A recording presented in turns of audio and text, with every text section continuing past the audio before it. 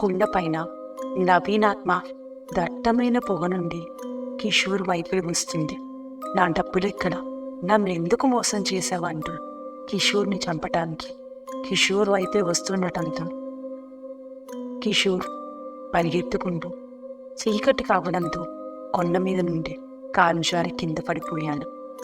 అసలు కిషోర్ ఎవరు, నవీన్ ఎవరు, దయ్యంలా ఎలా మారాడు, కిషోర్ ఎందుకు చంపాలనుకుంటున్నాడు? ఇవాళ మనం చెప్పుకోబోయే హారర్ కథ అదే. ఇంతవరకు మీరు నా ఛానల్ని సబ్స్క్రైబ్ చేసుకోకపోతే వెంటనే సబ్స్క్రైబ్ చేసుకోండి. ఇక కథలోకి వెళ్తే, కిషోర్ది పేద కుటుంబం. అమ్మ నాన్న ఇద్దరు కూలి పనికి వెళ్తే వచ్చే డబ్బుతోనే ఇల్లు గడవాలి. కిషోర్ది డిగ్రీ కంప్లీట్ అయింది. ఏదైనా జాబ్ దొరుకుతుందేమో అని హైదరాబాద్కి వచ్చాడు. కొన్ని ఆఫీసుల చుట్టూ తిరిగినా ఏమీ ఉపయోగం లేకపోయింది.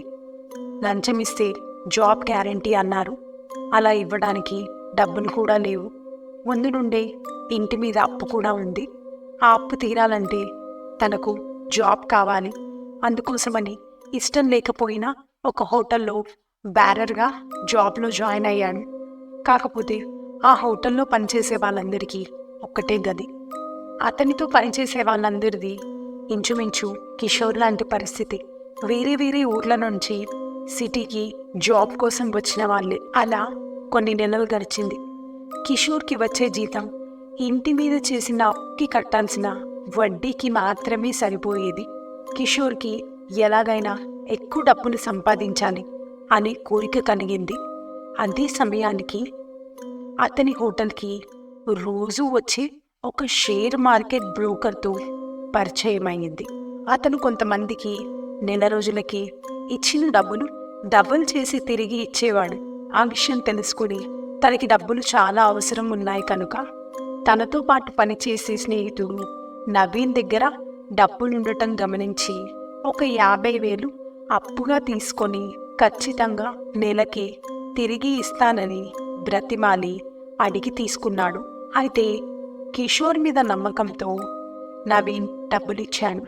కిషోర్ ఆ డబ్బులు తీసుకొని వెళ్ళి బ్రోకర్కి ఇవ్వడం జరిగింది. నెల తర్వాత అతను ఆ డబ్బుల్ని డబుల్ చేసి ఇవ్వాల్సింది కదా. కానీ రోజు తన హోటల్కి వచ్చి భోజనం చేసే ఆ బ్రోకర్ 4 రోజుల నుంచి రావట్లేదు. అతని ఆచూకీ తెలియట్లేదు. అతనికి డబ్బులిచ్చి నెల కంప్లీట్ అయింది. అతని ఆచూకీ తెలియట్లేదు. అప్పటికే కిషోర్కి తను మోసపోయానని అర్థమైంది. ఇప్పుడు తను నవీన్ దగ్గర తీసుకున్న డబ్బులు ఎలా తిరిగి ఇవ్వాలి? అందుకే కిషోర్ ఏం చేయాలో తోచక ఎవ్వరికి చెప్పకుండా హైదరాబాద్ నుంచి తన ఊరికి పారిపోయి వచ్చాడు. కిషోర్ ఊరి గురించి ఇంకా తన ఇంటి అడ్రస్ గురించి తనతో పాటు పనిచేసే ఎవ్వరికీ ఏమీ తెలియదు. ఇంట్లో అమ్మా నాన్నతో కూడా నవీన్ దగ్గర అప్పు చేసి పారిపోయి వచ్చాననే విషయం కూడా చెప్పలేదు.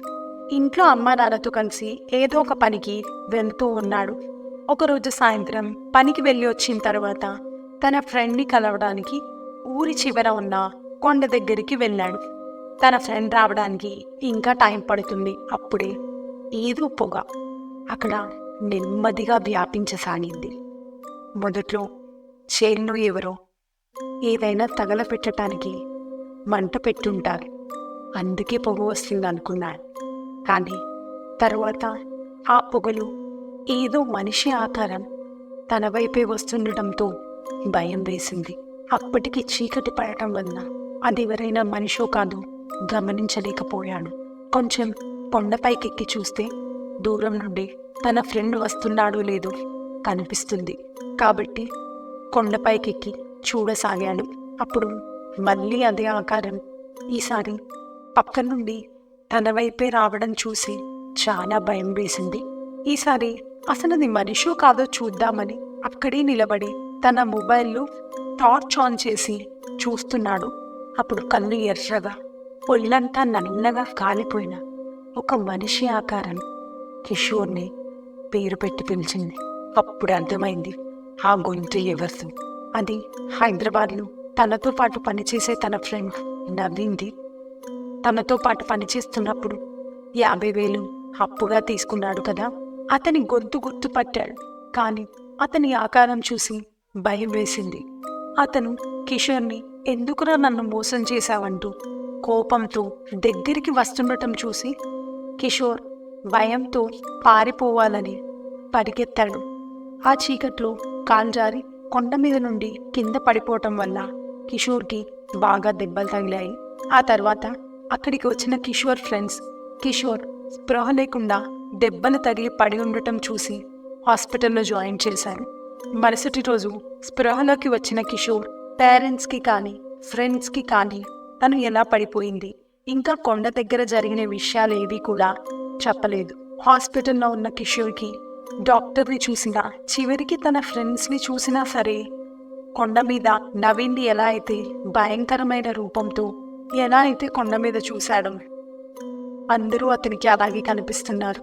ఇంతకీ అసలు ఏం జరిగిందంటే, కిషోర్ తన ఫ్రెండ్ నవీన్ దగ్గర 50,000 అప్పు తీసుకొని అతనికి తిరిగి ఇవ్వలేక పారిపోయి ఊరికి వచ్చేశాడు కదా. నవీన్కి కూడా ఆ డబ్బు చాలా అవసరం ఉంది. కానీ నవీన్కి అప్పు తిరిగి కట్టడానికి టైం ఉంది.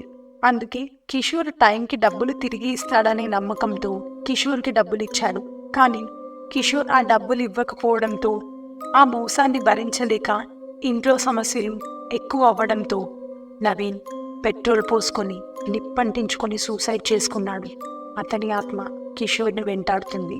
ఆ మరుసటి రోజు బెడ్ మీద ఉండాల్సిన కిషోర్ కనపడకుండా పోయాడు. పేరెంట్స్ ఫ్రెండ్స్ అంతా చాలా చోట్ల వెతికారు. తెలిసిన వాళ్ళందరికీ ఫోన్ చేశారు, కానీ ఎక్కడా కనపడలేదు. పోలీస్ స్టేషన్కి వెళ్ళి కంప్లైంట్ కూడా ఇచ్చారు. సరిగ్గా 4 రోజుల తర్వాత ఊరి చివర ఉన్న కొండ పక్కన కాలువలో ఒక శవం కనపడింది. గుర్తుపట్టడానికి కూడా వీలు కాకుండా శవం మీద మొత్తం నల్లటి పెద్ద ఈగలు దట్టంగా కమ్ముకొని ఉన్నాయి. ఎవరు ఒక్క క్షణం కూడా అక్కడ నిలబడలేకపోతున్నారు. శవం కుళ్ళిన వాసన. దగ్గరికి వెళ్తే మీదకు వస్తున్న ఈగలు. ఆ శవం పోలీసులు అటాప్సీకి పంపారు. శవం కిషోర్దేనని తేలింది. కిషోర్ అసలు ఎలా చనిపోయాడు, ఎవరైనా చంపారు, ఎందుకు చంపారు, ఇంతవరకు కారణం తెలియలేదు. తప్పు చేసిన కిషోర్, మోసపోయిన నవీన్ ఇద్దరూ చనిపోయారు. కానీ మధ్యలో మోసం చేసిన ఇంకో వ్యక్తి ఎక్కడో ఉన్నాడు. ఇప్పటికైతే అతను బాగానే ఉన్నాడు. ఎప్పటికైనా అతను చేసిన మోసానికి అతనికి కూడా ఏదైనా జరగవచ్చు. మరి మీకేమనిపిస్తుంది? కామెంట్ చేసి చెప్పండి. స్టోరీ నచ్చితే లైక్ చేయండి, ఇంకా మీ ఫ్రెండ్స్కి కూడా షేర్ చేయండి. కథ ఇంతటితో సమాప్తం. తిరిగి మరో కథతో మళ్ళీ కలుద్దాం. అంతవరకు నమస్తే.